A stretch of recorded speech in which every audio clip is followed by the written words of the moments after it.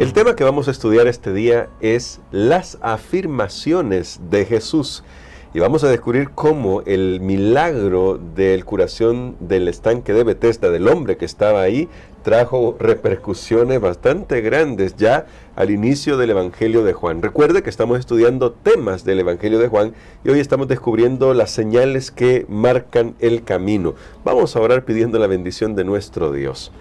Bondadoso Padre, tú eres el que nos ayuda a comprender esto y rogamos que ilumines nuestras mentes con tu Espíritu Santo para que al estudiar tu palabra podamos ser llenos de la presencia de Jesús. Lo pedimos en el nombre de Jesús.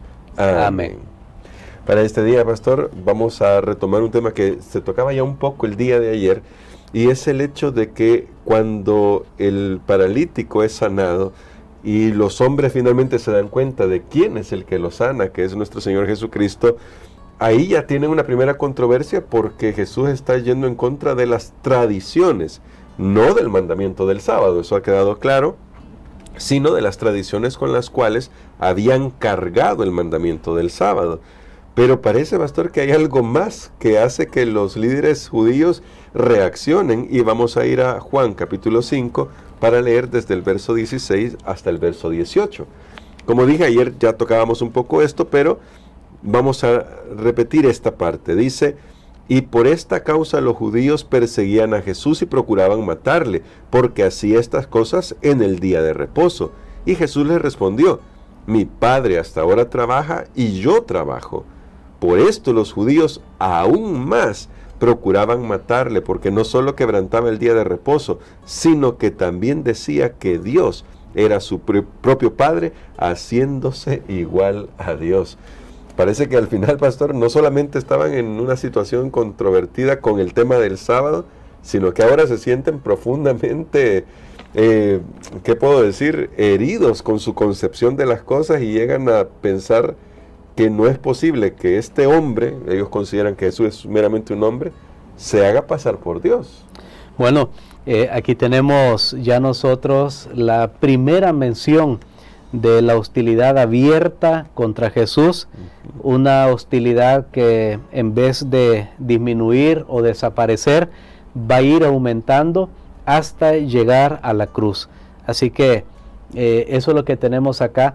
Definitivamente ya habíamos hablado que lo que Jesús hizo fue intencional, sabía lo que iba a pasar. De hecho, el apóstol Juan escoge esta historia porque tiene las lecciones espirituales para nosotros, no solamente por mostrar la compasión divina de Jesús en una situación de desesperación, sino también hay lecciones teológicas muy profundas, y aquí vemos nuevamente el acerto de Jesús de una igualdad con el Padre. Realmente yo creo que hasta un cierto punto sería normal tener ese tipo de rechazo si alguien hace ese tipo de reclamo. Claro. Por ejemplo, si uno va en la calle, en un parque, y de repente alguien ahí está diciendo, yo soy Dios, yo puedo crear, yo doy vida, yo estoy trabajando como Dios trabaja. Yo creo que uno diría, bueno, esta persona no está en sus 5 sentidos, ¿verdad? Una de las frases que se podrían usar.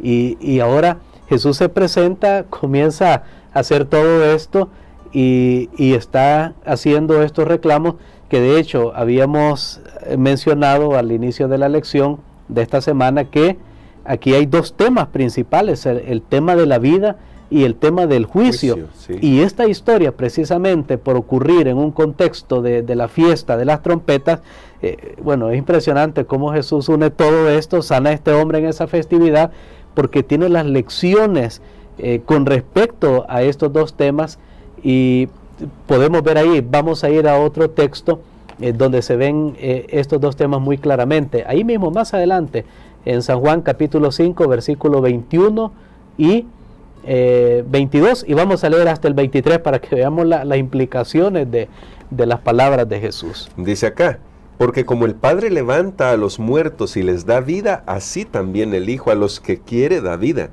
porque el Padre a nadie juzga, sino que todo el juicio dio al Hijo, para que todos honren al Hijo como honran al Padre.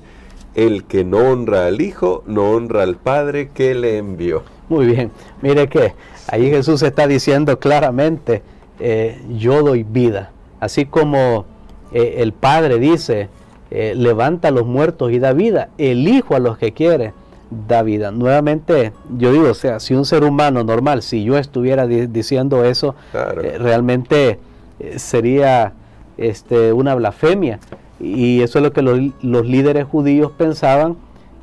Cuando Jesús dice, yo doy vida, ahí está el tema de la creación, y dice, yo también juzgo, ahí está el tema del juicio, y por eso tienen que honrarme. Entonces, mucho más todavía, los sentimientos de ellos pues se acaloraron. Ahora, cualquier persona puede decir eso, pero la pregunta es, ¿qué evidencia tenemos que lo que está diciendo es verdad? Es verdad.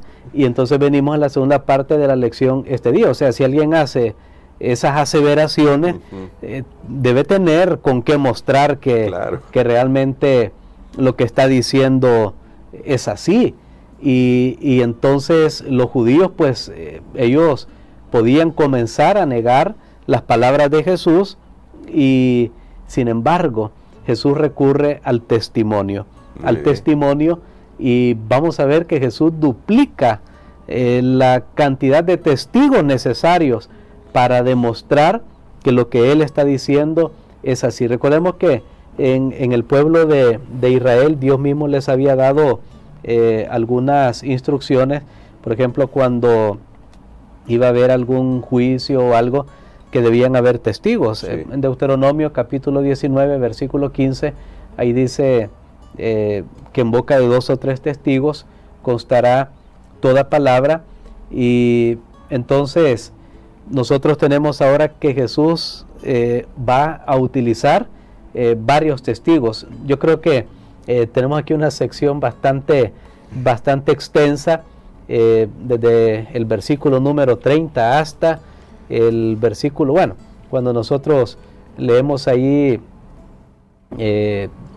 hasta el versículo 39, tenemos ahí 9 versículos que hablan acerca de el testimonio de Jesús, pero yo lo voy a resumir aquí. Jesús está diciendo, bueno, que su testimonio ya es uno, está corroborado por Juan el Bautista. Él dice, bueno, Juan es el mensajero que vino.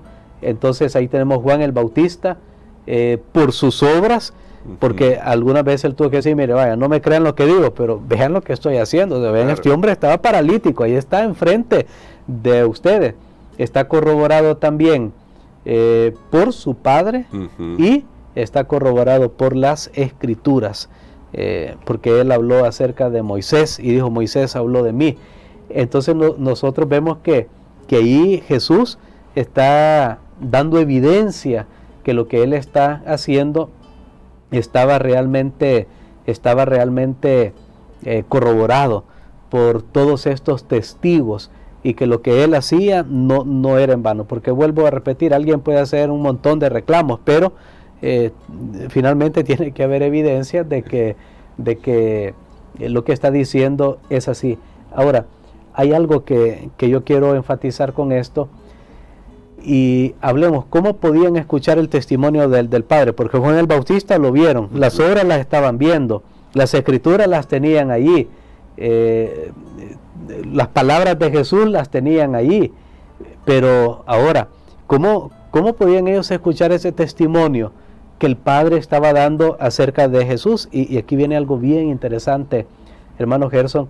En realidad, Jesús les está diciendo a ellos, porque eso es lo que les dice en primer lugar, mire, ustedes están resistiendo el testimonio del Padre, porque lo están sintiendo en sus corazones, está allí en su corazón, es el testimonio que el Padre ha dado, porque el Padre los está atrayendo. Y aquí nosotros tenemos que decir algo, cuando alguien escucha el Evangelio, hay algo en su corazón que le hace pensar que debe aceptar ese mensaje que está escuchando. Pero para que nosotros veamos algunos textos en este momento, por ejemplo, nosotros podemos leer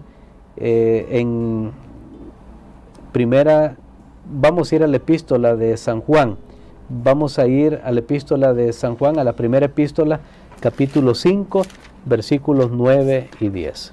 Muy bien, vamos a leer acá y dice de la siguiente manera, primera de Juan, capítulo 5, versos 9 y 10. Si recibimos el testimonio de los hombres, mayor es el testimonio de Dios, porque este es el testimonio con que Dios ha testificado acerca de su Hijo. El que cree en el Hijo de Dios tiene el testimonio en sí mismo. El que no cree a Dios le ha hecho mentiroso porque no ha creído en el testimonio que Dios ha dado acerca de su Hijo. Muy bien, en realidad cuando la palabra es hablada, hay una convicción interna que Dios obra en el corazón de la persona y ese era el testimonio.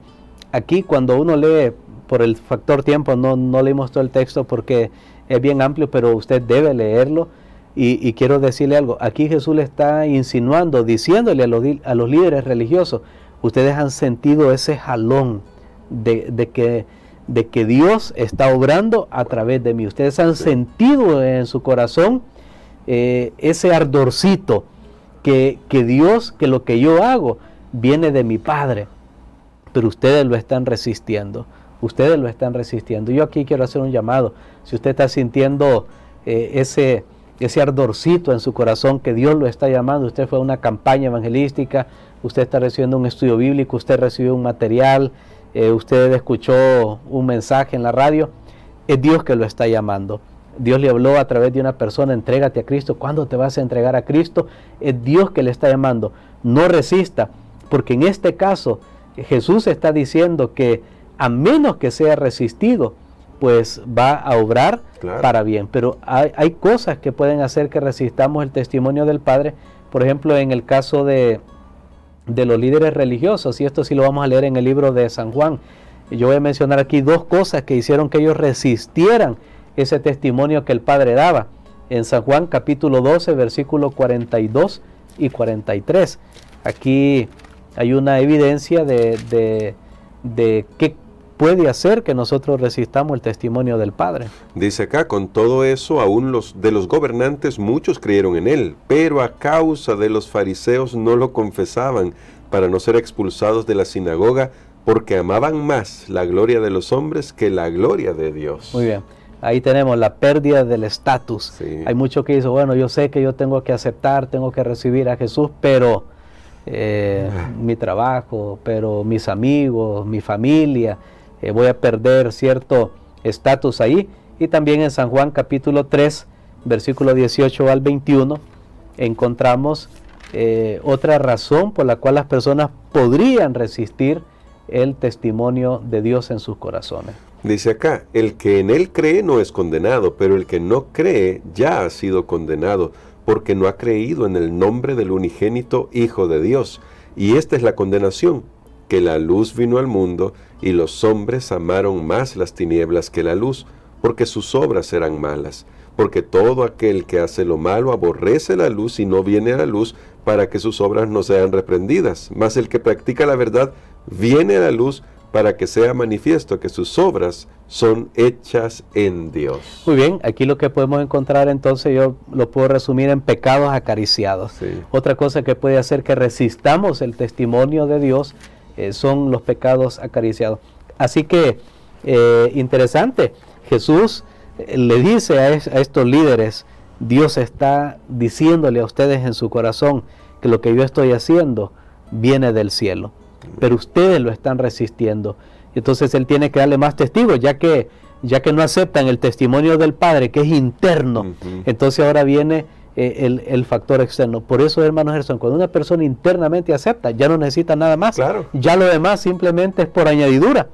Pero cuando una persona acepta ese testimonio interno, ya no necesita que Dios le pruebe, que Dios lo sane, que Dios haga un milagro. No, ya tuvo en su corazón. Y creo que ese es el valor de esta lección. Amén. Bueno, esto es impresionante porque definitivamente nos habla de cómo Dios hace todo lo posible para acercarse y acercarnos a nosotros, a Él.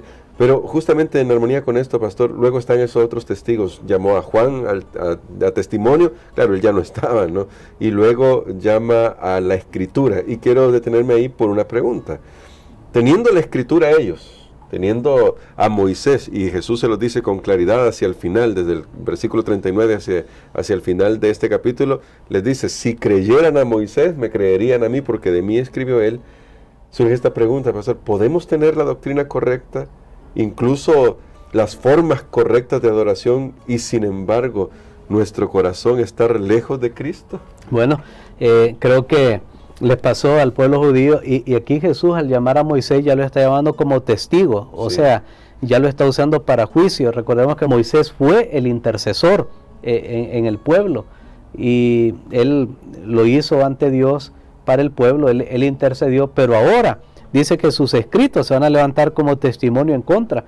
¿Por qué? Porque los escritos en realidad hablan acerca de Jesús. De hecho, San Juan 5:39 es un texto bien conocido. Sí. Escudriñad las escrituras, porque a vosotros os parece que en ellas tenéis la vida eterna, pero ellas son las que dan testimonio de mí. ¿Sabe que es un texto un poquito, la construcción gramatical es complicada, porque por un lado algunos lo usan para decir escudriñar las escrituras y lo dejan hasta allí, que me está mandando a escudriñar las escrituras, pero luego dice porque vosotros pensáis, o sea, ahí es una cláusula negativa. Lo que pasa que ahí, tal vez la mejor manera que el texto podría ser traducido es, ustedes están estudiando las escrituras pensando que solo por agarrar el libro, en aquel tiempo eran los rollos, los rollos, claro, que solo por agarrar los rollos, ustedes ya se salvan. Pero no, eso no lo salva. Lo que lo salva es la relación que van a tener conmigo, que estoy descrito ahí en esos rollos. Entonces, aquí viene como la parte espiritual. Sí, podemos tener la formalidad, la Biblia en la mano, la Biblia abierta en la sala, a la par de la cama, ir al culto, vestirse como cristiano, aún comer, lo que es. Podemos tener todas esas cosas, hermano Gerson, y cero relación con Jesús. Tremendo. Ese es el problema. Le pasó al pueblo de Israel y nos está pasando a nosotros también, cuando vivimos solo una vida formal, pero no tenemos esa comunión con Cristo, no vemos a Jesús en las Escrituras como debe ser. ¿Y por qué yo digo no tenemos esa relación con Cristo? Bueno, pues nuestra vida no es transformada, no es cambiada, seguimos cierto patrón o ciertos hábitos. Entonces creo que la lección es esa, tenemos que extraer, sacar vida, y esa vida espiritual solamente se encuentra en Jesús a través de la fe que nosotros tenemos en Él. Amén. Gracias, pastor. Creo que estas lecciones nos han ayudado muchísimo durante esta semana. Recuerden, señales que marcan el camino, que ya nos muestran quién es Jesús y qué es lo que Él ha venido a hacer. Hoy quisiéramos, pastor, que orara por nosotros para que podamos atender al testimonio que ya el Padre ha puesto en nuestro corazón. Como usted bien decía, y de hecho en las visitas que a veces hace a algunos amigos y hermanos que están conociendo el Evangelio, uno puede escucharlos, yo siento que sí, que debería, pero dicen a veces, hay algunas cosas que... La resistencia. Esa resistencia, sí. Pero ore por nosotros para que podamos atender a ese testimonio. Y me gustaba mucho lo que usted decía, porque una vez que atendemos ese testimonio, ya Dios obrará en nuestra vida y haremos lo que tenemos que hacer. Amén. Padre, gracias te damos, Señor, porque tú estás obrando, estás usando diferentes medios para atraernos hacia ti. Permítenos ser sensibles a tu voz, en el nombre de Jesús. Amén. Amén.